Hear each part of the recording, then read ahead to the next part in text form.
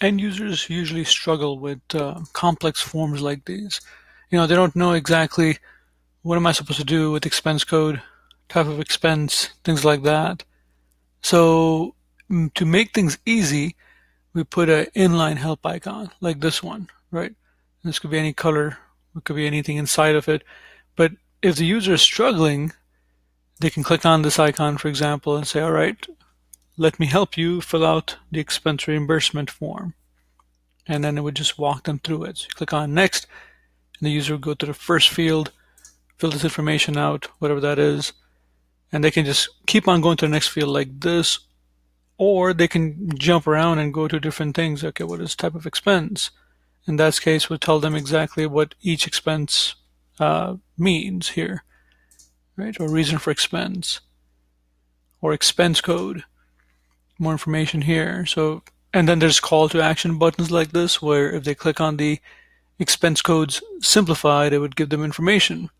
All this stuff is completely customizable, and that's how this was made currently to help the user with this particular form, but very custom in nature right now. It could be changed.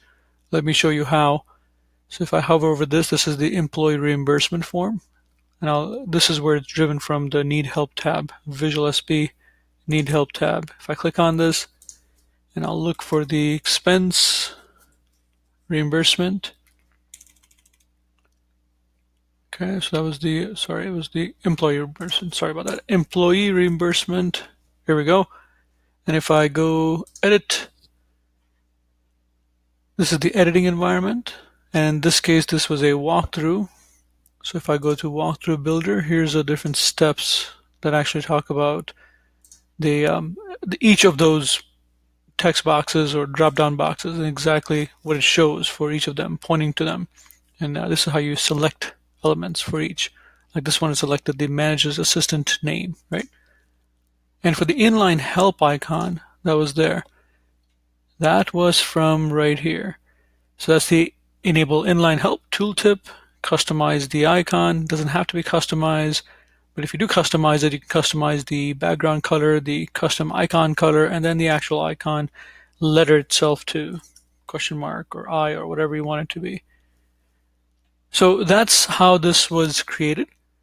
As I mentioned, you can create any of these inline help, or you can create any other kind of help that appears directly in the tab for any of the elements on the page. And it could be any type of form or any type of page. So hopefully this example helps of how end users can be helped with filling out complex forms.